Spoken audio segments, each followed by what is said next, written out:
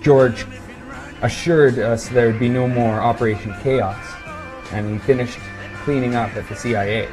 He then went on to work with Ely Lilly, selling people lots of pills like Prozac and other wonderful drugs.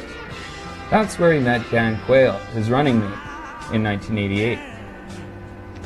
Well, he and Reagan got in, and soon followed the Iran-Contra scandal.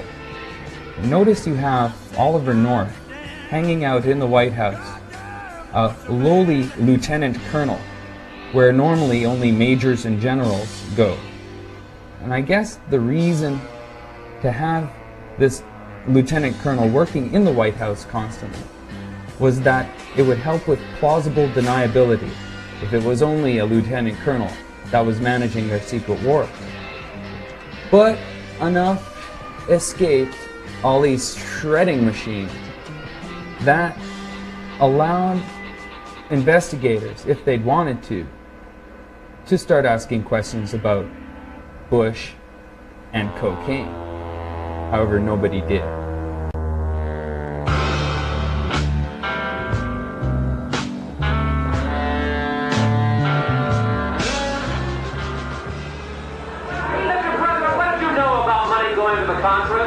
All I know is this is just going to taste wonderful, and I'm looking forward to tomorrow. Vice President Bush, did you know about the Contra aid or not, sir?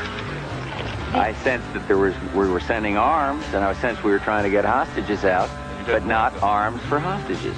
Did you really begin to smell a rat here? I mean, did not you begin really. to say, no. This is beginning to smell like arms for hostages? Not really. I could see that it got a little close, but not enough to say, no, this is not arms, that this is purely arms for hostages. But you know, I tell you, I saw some reference in one of these stories to the 9 o'clock meetings. Let me tell you how it works. Somebody comes in there, like there's Don, Regan, me, and the president. Anybody here new on the hostages today? We haven't heard of that? And has it moved forward at all? No, but we'll ask Poindexter. Poindexter would come in the room.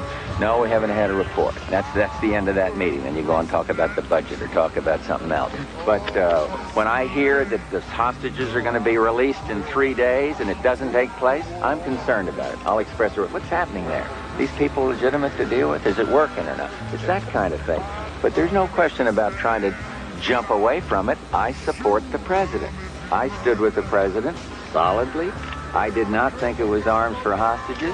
After all the facts were in and all the disclosures made and all the revelations about the individuals involved known to me, I say, hey, this was wrong.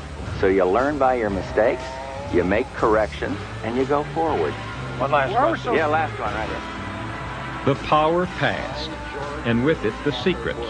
Solemnly swear. I, George Herbert Walker Bush. Like his predecessor, George Bush has avoided responsibility for any wrongdoing in the Iran-Contra scandal. That I will faithfully execute the office of President of the United States. And will to the best of my ability. And will, to the best of my ability, Preserve, protect, and defend the Constitution of the United States. preserve, protect, and defend the Constitution of the United States. So help me God. So help me God. Congratulations. The basic constitutional issues still have not been confronted. Can a president, on his own, wage a war that Congress opposes? And how are we, the people, to hold our leaders accountable if we're kept in the dark about their deeds? What happened in Iran-Contra was nothing less than the systematic disregard for democracy itself. It was, in effect, a coup, a spirit at odds with liberty. Officials who boasted of themselves as men of the Constitution showed utter contempt for the law. They had the money and power to do what they wanted, the guile to hide their tracks, and the arrogance simply to declare what they did was legal. The frightening thing is not that it almost worked, but that it could happen again. The state of democracy almost guarantees it will. The men responsible for Iran-Contra, except for a few, have been absolved, exonerated, or reprieved, and gone on to better things. The government continues to hide its dirty linen behind top-secret classification. And just last month, with little debate and scant attention from the media, the House and Senate agreed on a new intelligence bill giving the president wider power than ever to conduct covert operations using any agency he pleases. Next time, the crimes of Iran-Contra may not be crimes at all, or even misdemeanors. For Frontline, I'm Bill Moyers. Well, many people accuse Reagan of being a puppet president, including myself and my show Reagan on Drugs. And the same goes for Dan Quayle, a puppet vice president. It was always George Bush in charge, and the war on drugs and the war on terror. And when they came together with the Panama Invasion, it got nasty. Waiting in the wings for his chance to take power was Colonel Manuel Noriega, the CIA's primary contact in Panama. Noriega was head of Panama's military intelligence and had a long-standing relationship with the United States. He had been on the CIA payroll since the 60s. When George Bush became director of the CIA in 1976, under President Ford, he inherited Noriega as a contact. Despite evidence that Noriega was involved in drug trafficking, Bush kept Noriega on the payroll. In fact, he increased Noriega's salary to more than $100,000 a year and eliminated a requirement that intelligence reports on Panama include information on drug trafficking. Over the last 20 years, since Manuel Noriega was recruited by the Central Intelligence Agency to be an asset, he has obviously provided many, many important pieces of information to U.S. intelligence. Peter Kornblue is senior analyst at the National Security Archive. The archive has assembled hundreds of previously classified government documents revealing the details of Noriega's relationship to U.S. intelligence. They've paid him an incredible amount of money, of American taxpayers' money, and obviously decided that his value to them was so important that his drug smuggling and other illegal activity could simply be ignored. I, George Herbert Walker Bush, do solemnly swear that I will support and defend the Constitution of the United States, that I will support and defend... After George Bush became vice president under Ronald Reagan in 1981, he was named head of the administration's anti-drug campaign and once again took responsibility for monitoring Noriega's intelligence activities. Bush, in fact, seems to have been instrumental, even according to the documented evidence the administration itself has made available, in seeing to it that Noriega was well taken care of. And in fact, Admiral Stansfield Turner, the former director of CIA under Carter, claims that he cut Noriega off, that he removed him from the U.S. payroll. Bush put him back on and in fact gave him a raise and developed an even closer relationship than had existed before. With support from the CIA, Noriega was able to outmaneuver his rivals, and in August of 1983, he became commander of the Panamanian military.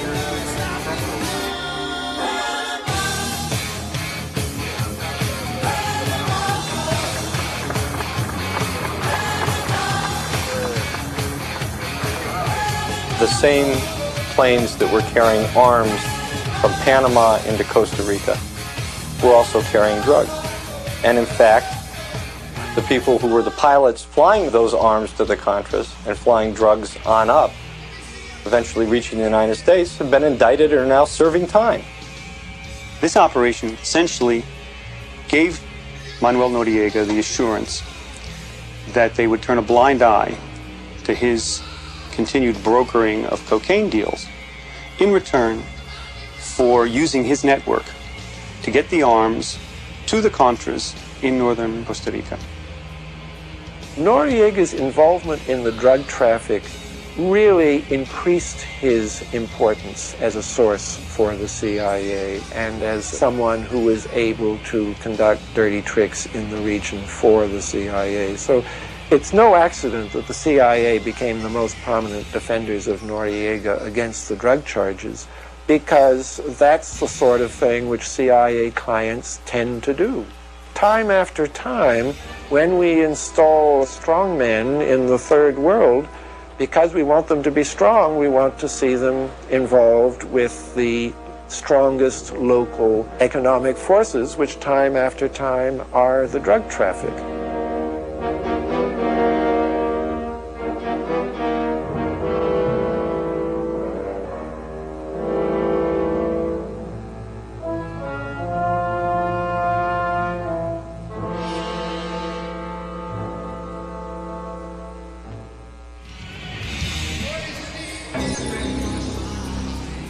Then in 1986, the Iran-Contra scandal erupted.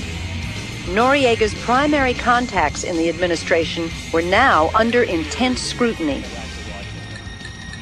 Oliver North was fired, Poindexter was forced to resign, and William Casey fell ill with a brain tumor. So all three of Noriega's major protectors were out of government, and that led quickly to a shift in U.S. politics.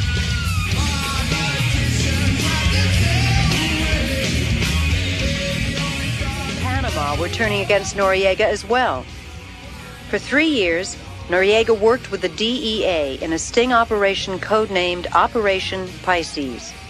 In 1987, with Noriega's assistance, authorities arrested hundreds of suspects and froze millions of dollars in Panama's banks, severely disrupting the money laundering business. The financial community was outraged, and Noriega's opponents mobilized against him. Back in Washington, Noriega's opponents lobbied and testified against him, accusing him of murder, corruption, and drug running. The U.S. media quickly turned it into a major story. United States, but relations with Panama are under a new cloud tonight because of news reports Senator alleging... Jesse Helms charged today that the military strongman of Panama, Manuel Noriega, is the #1 drug trafficker in the Americas.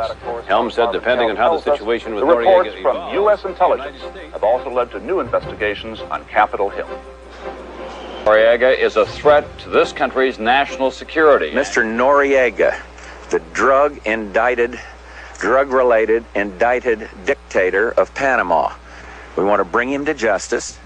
We want to get him out, and we want to restore democracy to Panama. And so when you read these outrageous charges by a drug-related indicted dictator, discount them. They are total lies.